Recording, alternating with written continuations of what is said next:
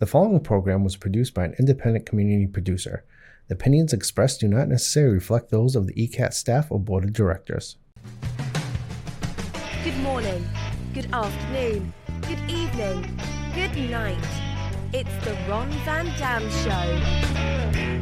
Hold on tight, things can get a bit weird, if you like that sort of thing. Hey, welcome to the program. It's the... what is it? The Ron Van Dam Show. That's my name. Oh my God, something's happening. How are you? Good to be with you. I dressed up for you today. I don't know why. I ran out of t-shirts. Hey, good to be with you on this fine day. If you're not familiar with this program, there's kind of no point to this anymore. I've been doing radio for 30 years. Now I do radio / podcasting. There's a slash after everything now. And we were to feature a podcast on iHeartRadio a couple of weeks ago, which is really wonderful. Thank you so much. Things are good. I was doing broadcast radio, 30 years, 3 decades. My God. Did television over in a city called Brockton. I know, you don't know where that is. We went to 10 towns on the South Shore with the TV show. It was a big deal for about 20 years. Oh, my God. And now here I am sitting in a chair with a microphone in front of my face. I come in here once a week to do the TV version of the radio that I do every weekday. However, on the radio version, I have a guest usually at the end of the program. Here, I just monologue it for half an hour. It's really nothing to see here. Go back to your homes. Sometimes my arms move. I hope my mouth is synced to the visual. I really don't know. I have no idea.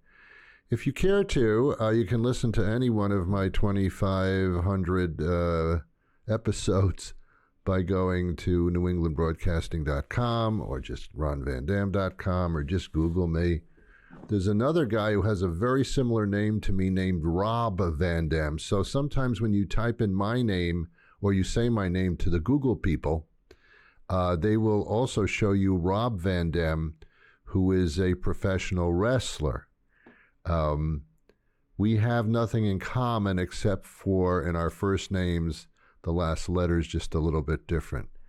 But apparently we're married, so I have no idea how that worked out. So how are you?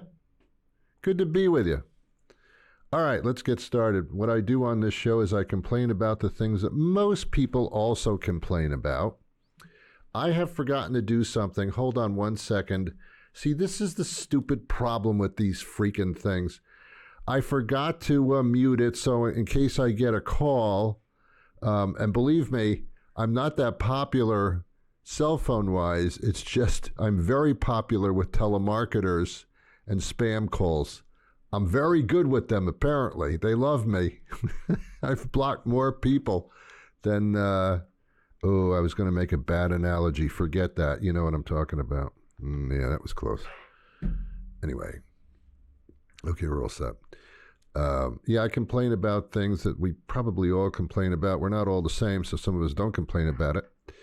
But that's what happens. For example, let's start here. This is a true story, and I can name the company because it's true. I'm not making it up. I'm not exaggerating, but this is really what happened. Looking for a place to go on a vacation, thought I'd go to Key West with the lovely lady with which I habitate my abode. So looking at Key West, so we get this magazine from a company called Road Scholar. I've heard good things. I think they've been used before by members of my family. So, fine. So we're looking at it. Okay, Key West. So I got some questions for them about the trip to Key West. So I call them up on a telephone. You see, I'm old enough where I telephone things. If I have a question or a problem, I like to speak to somebody so I can abuse them verbally. Going online and doing things is not satisfying to my inner being. I need to speak to somebody to feel them out. Hi, how are you? I'm fine. How's the weather up there? Fine. How's the weather where you are? That kind of mindless crap. But it sets a foundation for the conversation. And if I have a complaint or a question, I can ask and I can follow up. If they answer my question, it's not exactly what then I can follow up and say, well, yeah, okay, but how about this? I can't do that online. I'm stuck. So I still make phone calls. Call me old-fashioned, call me old school. I make phone calls when I want to either call somebody or abuse them verbally. So I call the Rhodes Scholar telephone number. And the phone rings, and it rings, and finally there's a recording, and here's what it says. Due to a high call volume, we have closed early today. Excuse me? What? I'll repeat it for the hard of hearing. Due to the high call volume, we have closed early today. Please leave a message. Oh my God. No, I'm not traveling to anywhere with you if that's your customer service. Your phone call is too many phone calls. Let's get out of here. Warm up the car, Bob. We got too many phone calls. I can't handle this. Close it up. Close it up. What?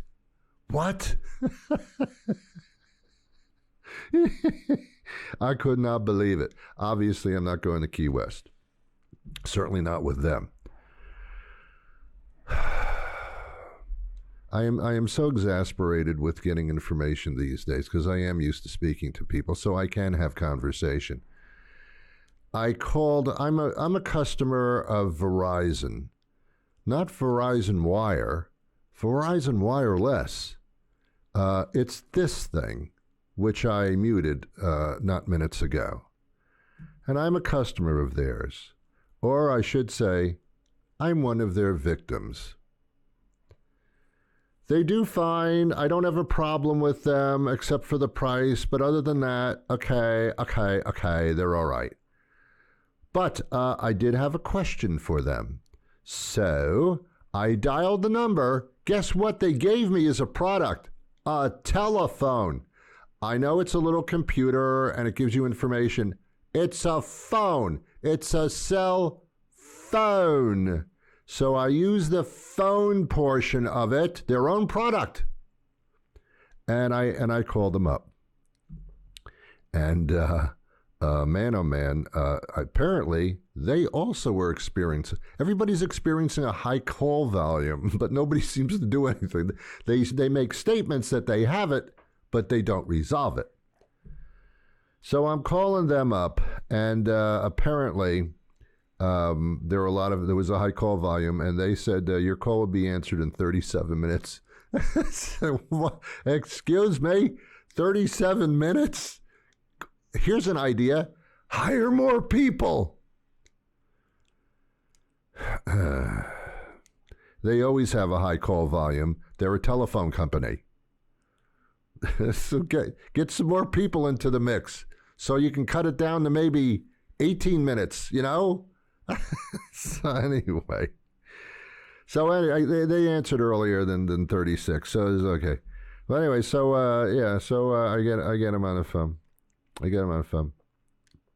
Anyway, while I'm holding, I about every 2 minutes, this automated voice comes on and says, rather than hold forever, because we don't obviously answer the phones that quickly because we have a higher call volume, you can go to our website, and there we answer many of the frequently asked questions. That's another way of saying, I can't be bothered speaking to you. We don't have the personnel nor the mindset to do this. Just go to the website and, I don't know, just whatever, figure it out with them. No. Or you can have a live chat with somebody that obviously takes 10 minutes just to answer what you just asked them. Short of that, they asked me to go to the frequently asked questions on the website. These are questions that other consumers, just like me, are asking frequently Perhaps my question can be answered in this manner. I have never, for any company, for any reason, when I've gone to their little stupid website, none of them have the question answered or even have a frequently asked question for me. I mean, even if they do answer it, which they don't in the frequently asked questions things with the frequently answered them, I have a follow-up question. What about the frequently asked follow-up questions? There's nothing on there for that. I need to speak to an individual, and I need to do that because I feel better. If I'm complaining about something or I'm inquiring about something for which I pay a high volume of money, I want to be heard. I want someone who may be an employee of yours, I want someone to hear me out, because that way I've gotten it off my chest. Now, I know it shouldn't be on my chest. Maybe it was on my shoulders. It was on my mind, but they say it was on my chest. I'm carrying a great burden on my shoulders. All parts of the body are involved here. I'm so sick of customer service, and I've said this on the show before, but you probably weren't here. If I can find a company, when I call, they answer the phone and say, "Hello, how can I help you?" You would blow my mind. You would literally, my hair would fall out. I guess even more than it is now. You would blow my mind. And I don't care what you're selling or what you're doing or what you're saying. You're my company. I'm doing business with you. What if we all, especially as the seniors, but all of us, said to ourselves, we're not putting up with this anymore. No, we're not doing it. We're not going to deal with you. Either you answer my phone call within 1 minute, or have a person answer the phone immediately and say, "Hello, Barton Company, how can I help you? How can I direct your call?" Anything like that. A real life human being. Hire some people. I pay enough for all these products. You must have some money left over to hire some people. What if we all said, we're not dealing with you anymore until you give us more direct customer service with human beings? What if we all said that? And if you don't, we're going to go to the person that does. And what if a company said, hey, why don't we just hire like tons of people and deal with this? And to get some humans involved instead of the robots and all that stuff and the recordings. That company would do really well. And the others would falter. And then they'd have to say, we got to hire more people. They're getting all the business because they hired humans. And people aren't going through us anymore. They're getting sick of this robot stuff. Do you think that these robotic things and these recorded messages and things are they satisfying you? Aren't you as frustrated about this as I apparently am on this television show? You see, there was a whole thing about cancel culture. I don't even know what that is. Cancel culture. If someone says something publicly that I don't like or I find disgusting, I'm not going to watch their show anymore.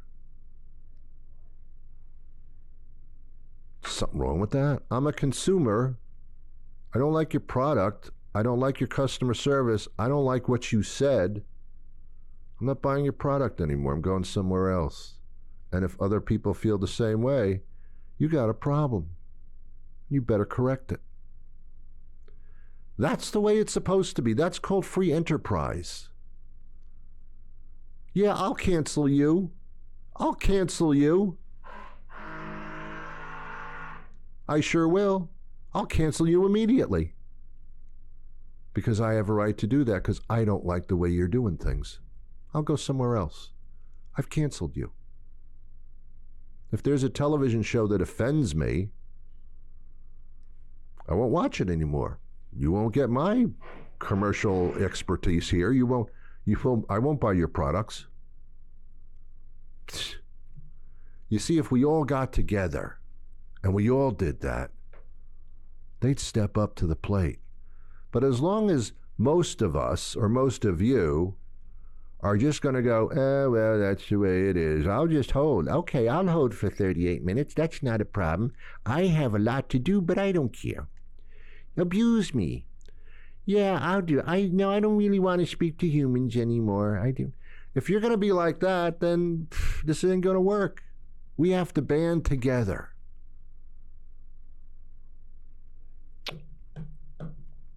It's not hard to figure out.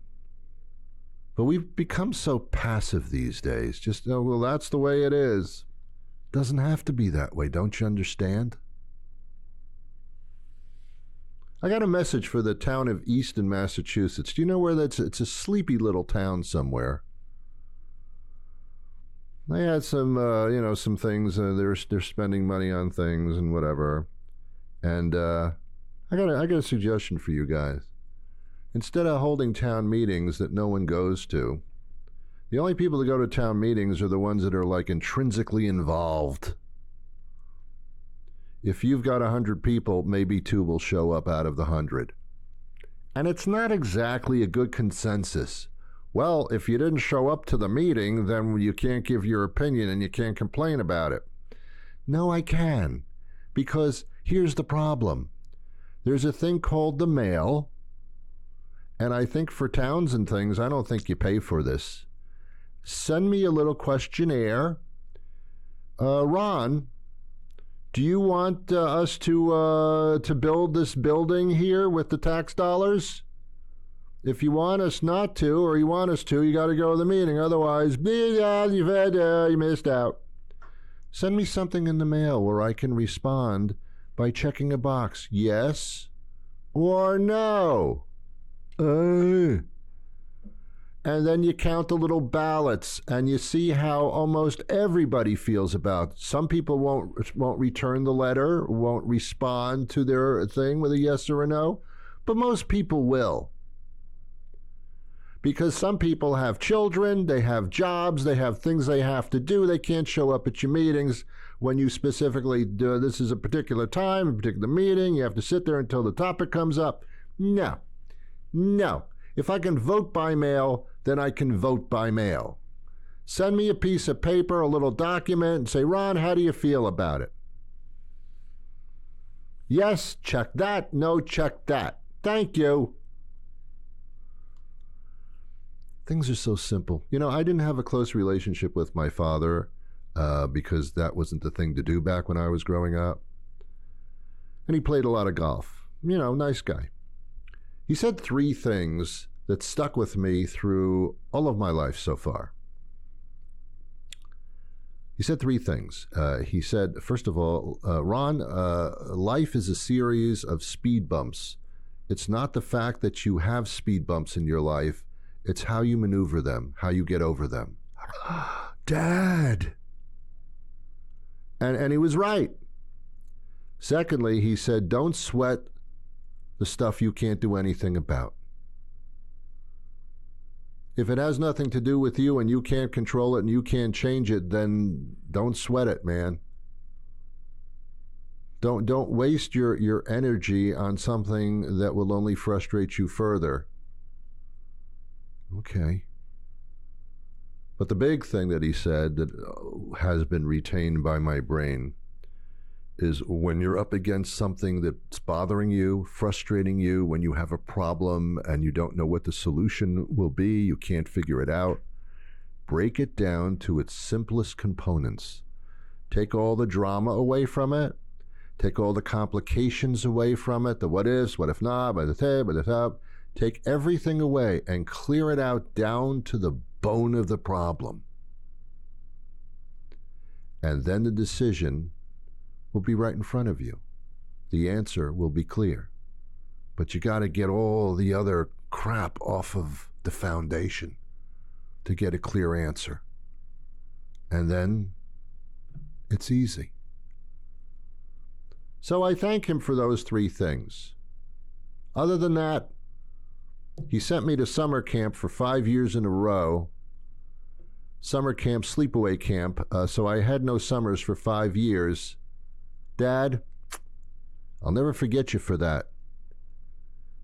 But you gave me these 3 clues, so okay, fine. All right, whatever. But anyway. That was all a little too personal. But, you know, I do a public thing. What's supposed to happen here? This young lady that I was having a conversation with, she's an acquaintance. She's an acquaintance, which means I know that she exists. The difference between a friend and an acquaintance is I don't have a lot of the friend things because that's a commitment that I'm not willing to make. The acquaintance thing, I have thousands and thousands of acquaintances because I know their names and I think I recognize them. So I was talking to this young lady. She's an acquaintance. And we're having a conversation, and she says, and she gets very hopped up about the conversation. And she says, hey, Ron, hey, listen, dude. And I said, dude, I'm a dude? Wow, I did not know I'm a dude. What is it about me that makes me you just called me a dude. Am I a cowboy? Am I a cowboy?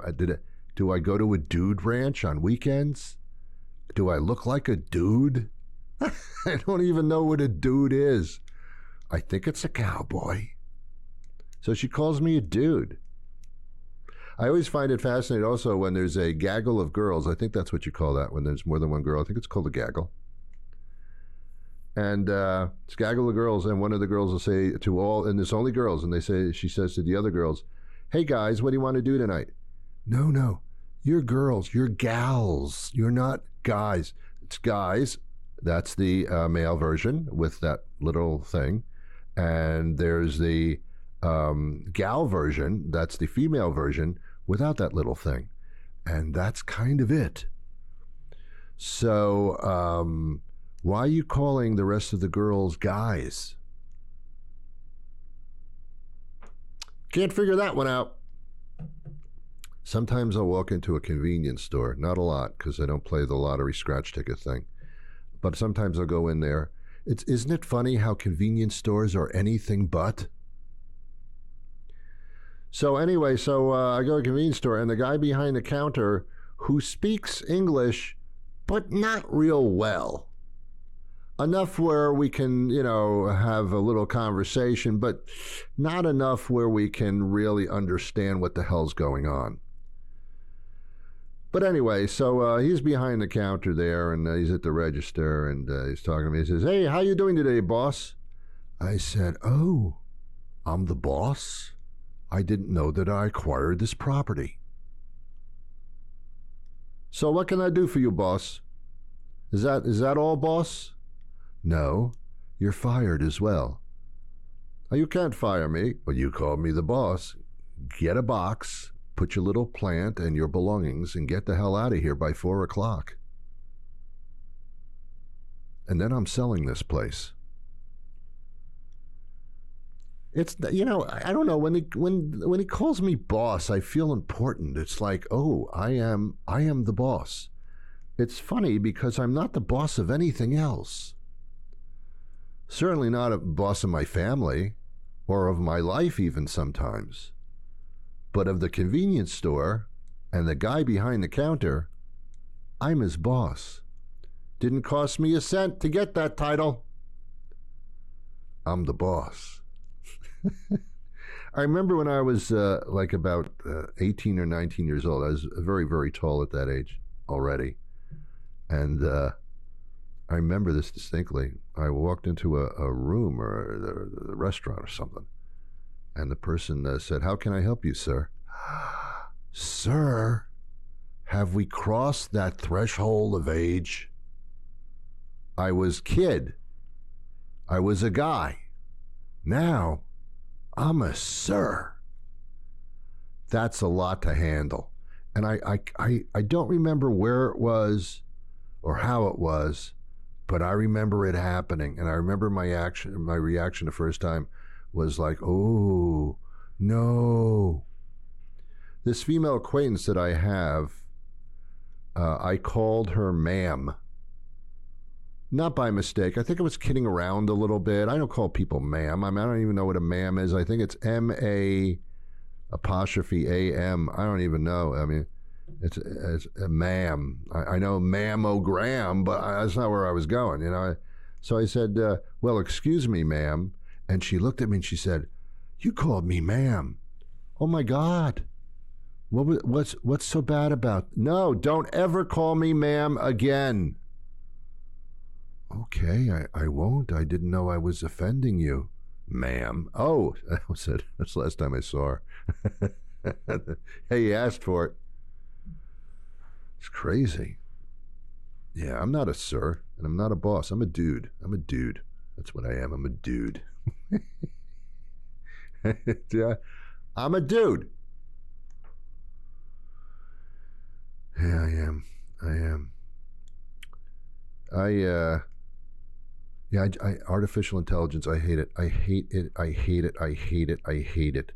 I don't like it at all. I remember going to a photo symposium. I was a photographer and a videographer at one time in my life. I've done a lot of things. Now I can't do anything. Anyway, I was a videographer, and I was going to a photography meeting of some sort, and they had a guest presenter, and there were like 50 people in this organization. I don't remember the name of the organization. I don't even remember. It doesn't even matter. I don't even care. I hate meetings. I hate when you have to sit in a chair and you can't leave, and you're supposed to be there amongst other people. I can't, and someone's talking at me. I can't stand it. I can't do that. I just can't do it. Don't talk to me. Don't talk at me or to me. So this guy's standing up there and he's showing photographs, and there was a lovely pond with ducks on it and this purplish sky. And he's showing this, and he says, this is one of my better works. And some other guy raised his hand. I don't do things like that. I don't raise my hand. Look, I'm doing it now. I don't even do it well. See, it goes right out of frame. That's how bad I am at raising my hand. But some other guy raised his hand and he said, how did you get how did you capture the sky purple? What time of day was that? Was that like sunset, and were you facing west or something? And he says, no, I photoshopped that in. I felt like leaving at that point. I felt like standing up and saying, you phony bastard! That's not a picture of what you took. You made it. You changed the colors. You made the sky. What's going on here, dude? I didn't do that. I didn't stand up and do that. I wanted to, but I didn't because I didn't care that much. But it killed my entire vision of photography. Like, whatever I see is not necessarily what's there. It's been manipulated. And then you look at the magazines and you have these supermodels and they've got makeup all over them, and that's not enough. Then they have to touch it up. They have to Photoshop their face to make it look even smoother and thinner. And why are you even showing me a picture of this manufactured thing?